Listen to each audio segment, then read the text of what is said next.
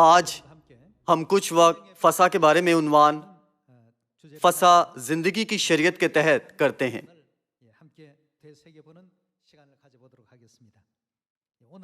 آج پاک سبت ہے جس پر ہم خدا کو جلال اور شکر دیتے ہیں۔ کلام کے مطالعہ سے پہلے ہم زبور 23 دیکھتے ہوئے سب مل کر خدا کی حمد کریں۔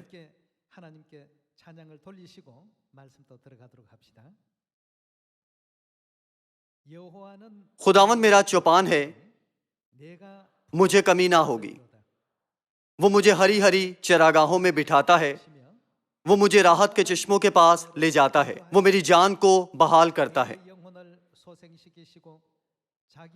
وہ مجھے اپنے نام کی خاطر صداقت کی راہوں پر لے چلتا ہے۔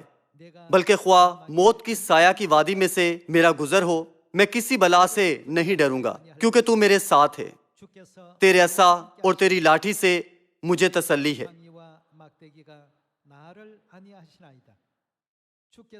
تو میرے دشمنوں کے روبرو میرے آگے دسترخوان بچھاتا ہے۔ تو نے میرے سر پر تیل ملا ہے، میرا پیالہ لبریز ہوتا ہے۔ یقیناً بھلائی اور رحمت عمر بھر میرے ساتھ ساتھ رہیں گی، اور میں ہمیشہ خداوند کے گھر میں سکونت کروں گا۔ آمین۔ آج اس قسم کے ایمان اور ذہنیت کے ساتھ ہم خدا کی حمد کرتے ہیں اور بنی نوع انسان کے لیے خدا کی نجات کے فضل کے لیے خدا کو شکر اور جلال دیں، اور سبت کے دن کو اس پختہ عزم اور مستحکم ایمان کے ساتھ منائیں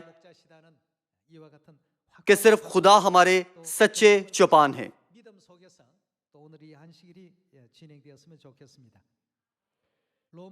رومیو باب 8 آیت 1 سے دیکھتے ہیں۔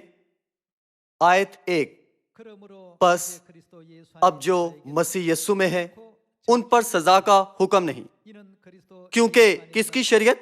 زندگی کے روح کی شریعت نے مسیح یسوع میں مجھے گناہ اور موت کی شریعت سے آزاد کر دیا۔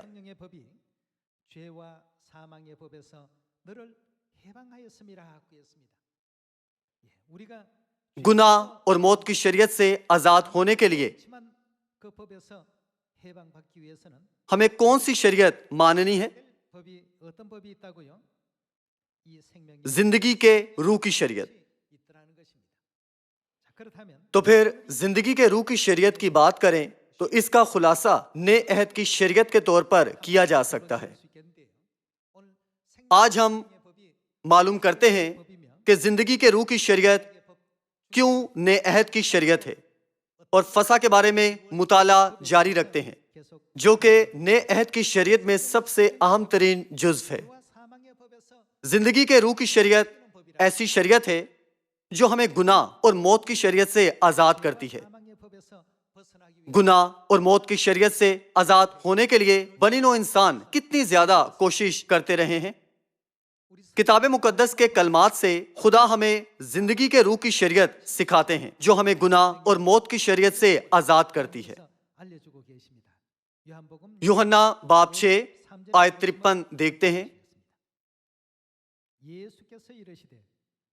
یسوع نے ان سے کہا، میں تم سے سچ کہتا ہوں کہ جب تک تم ابن آدم کا گوشت نہ کھاؤ اور اس کا خون نہ پیو، تم میں زندگی نہیں۔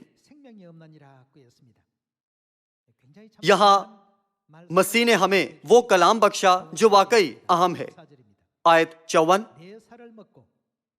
جو میرا گوشت کھاتا، دوسرے الفاظ میں جو کوئی مسیح یسوع کا گوشت کھاتا ہے اور میرا خون پیتا ہے، یسوع مسیح کا خون پیتا ہے، ہمیشہ کی زندگی اس کی ہے، اور میں اسے آخری دن پھر زندہ کروں گا۔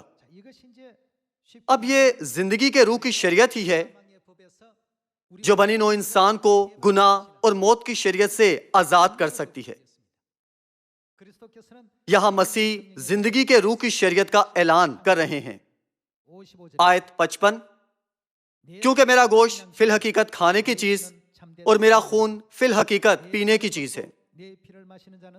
جو میرا گوشت کھاتا اور میرا خون پیتا ہے وہ مجھ میں قائم رہتا ہے اور میں اس میں۔ جس طرح زندہ باپ نے مجھے بھیجا اور میں باپ کے سبب سے زندہ ہوں، اسی طرح وہ بھی جو مجھے کھائے گا میرے سبب سے زندہ رہے گا۔ जो रोटी आसमान से उतरी यही है, बाप दादा की तरह नहीं कि खाया और मर गए। जो ये रोटी खाएगा वो अबद तक जिंदा रहेगा। किताब मुकद्दस बयान करती है कि हम गुनाह और मौत की शरीयत से आजाद किए गए हैं। इसके बारे में यीशु ने यूहन्ना बाब 6 आयत 53 से 54 में बयान किया कि किसके वसीला से जिंदगी के रूह की शरीयत हमें गुनाह और मौत की शरीयत से आजाद करती है। जो मेरा गोश्त खाता और मेरा खून पीता है गुनाह और मौत की शरीयत से आजाद होगा और हमेशा की जिंदगी हासिल करेगा। यूहन्ना बाब 6 में मसीह हमें ये तालीम दे रहे हैं। तो फिर लूका बाब 22 में से मालूम करते हैं कि यीशु का गोश्त और खून किसे जाहिर करता है। लूका बाब 22 आयत 7, और ईद फतीर का दिन आया जिसमें फसा ज़िबा करना फर्ज था, और यीशु ने पतरस और यूहन्ना को ये कहकर भेजा कि जाकर हमारे खाने के लिए फसा तैयार करो। उन्होंने उससे कहा, तू कहाँ चाहता है कि हम तैयार करें? उसने उनसे कहा, देखो शहर में दाखिल होते ही तुम्हें एक आदमी पानी का घड़ा लिए हुए मिलेगा। जिस घर में वो जाए उसके पीछे चले जाना और घर के मालिक से कहना कि उस्ताद तुझसे कहता है वो मेहमान खाना कहाँ है जिसमें मैं अपने शागिर्दों के साथ फसा खाऊं। वो तुम्हें एक बड़ा बाला खाना आरास्ता किया हुआ दिखाएगा, वहीं तैयारी करना। उन्होंने जाकर जैसा उसने उनसे कहा था वैसा ही पाया और फसा तैयार किया। यीशु ने अपने वफादार शागिर्दों पतरस और यूहन्ना को भेजा कि फसा तैयार करें।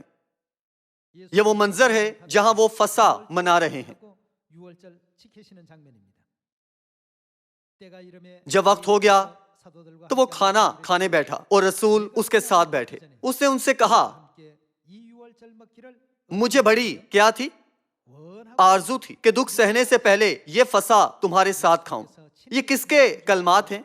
यीशु मसीह ने खुद कहा, मुझे बड़ी आरजू थी कि ये फसा तुम्हारे साथ खाऊं। देखते हैं कि फसा को बड़ी आरजू के साथ मनाने की ख्वाहिश रखने वाले यीशु मसीह ने आयत 19 में इसे कैसे मनाया था। फिर उसने रोटी ली और शुक्र करके तोड़ी और ये कहकर उनको दी कि ये मेरा बदन है जो तुम्हारे वास्ते दिया जाता है, मेरी यादगारी के लिए यही किया करो। और इसी तरह खाने के बाद प्याला ये कहकर दिया कि ये प्याला मेरे उस खून में नया अहद है जो तुम्हारे वास्ते बहाया जाता है। यूहन्ना बाब 6 में ये कहते हुए कि जो मेरा गोश्त खाता और मेरा खून पीता है हमेशा की जिंदगी उसकी है और मैं उसे आखिरी दिन फिर जिंदा करूंगा। यीशु ने वाज़िया तौर पर जिंदगी के रूह की शरीयत के बारे में बात की थी और यहाँ हम तस्दीक कर सकते हैं यीशु का गोश्त खाने और उनका खून पीने का तरीका फसा मनाना है।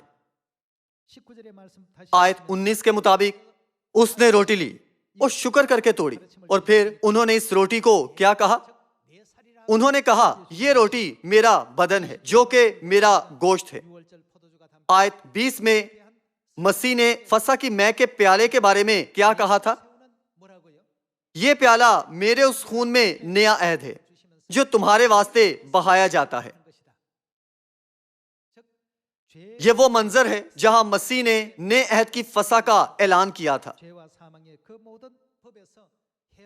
जब वो 2000 साल पहले जमीन पर इस गर्ज से आए थे कि बनी आदम को जिनका मुकद्दर मौत थी गुनाह और मौत की शरीयत से आजाद करें। फसा की रोटी और मैं से यीशु ने कौन सा मफहूम जाहिर किया था? फसा की रोटी उनका गोश्त है, फसा की मैं उनका खून है। उन्होंने इसके मफहूम का तमाम बनी नौ इंसान के सामने ऐलान किया और हमें यह समझना बख्शा कि ये नए अहद की सच्चाई है। मती बाब 26 से हम एक बार फिर इसकी तस्दीक करते हैं कि गुनाह और मौत को दूर करने वाली शरीयत फसा है। आयत 17, और ईद फतीर के पहले दिन शागिर्दों ने यीशु के पास आकर कहा, तू कहाँ चाहता है कि हम तेरे लिए फसा खाने की तैयारी करें? ये भी वैसे ही है जब वो फसा मना रहे थे। आयत 18, उसने कहा, शहर में फला शख्स के पास जाकर उससे कहना, استاد فرماتا ہے کہ میرا وقت نزدیک ہے، میں اپنے شاگردوں کے ساتھ تیرے ہاں عید فصح کروں گا، اور جیسا یسوع نے شاگردوں کو حکم دیا تھا انہوں نے ویسا ہی کیا اور فصح تیار کیا۔ دیکھتے ہیں کہ فصح کیسے منائی گئی تھی۔ آیت 26، جب وہ کھا رہے تھے تو یسوع نے روٹی لی اور برکت دے کر توڑی اور شاگردوں کو دے کر کہا، لو کھاؤ، یہ میرا بدن ہے۔ پھر پیالہ لے کر شکر کیا اور ان کو دے کر کہا، تم سب اس میں سے پیو، یہ کس لیے ہے؟ میں سے بھرے پیالے کو لے کر انہوں نے شکر کیا اور میں کے مفہوم کو بیان کیا، کیونکہ یہ میرا وہ عہد کا خون ہے جو بہتیروں کے لیے گناہوں کی معافی کے واسطے بہایا جاتا ہے۔ مسیح نے فصح کے وسیلہ نئے عہد کا اعلان کیا تھا، اور انہوں نے تمام بنی نوع انسان کو اعلان کیا کہ نیا عہد زندگی کے روح کی شریعت ہے۔ یرمیہ باب 31 آیت 31 سے مزید تفصیل دیکھتے ہیں کہ نئے عہد کی فصح وہ سچائی ہے جو گناہ اور موت کی شریعت کو توڑتی اور ہماری رہنمائی زندگی کی شریعت کی طرف کرتی ہے۔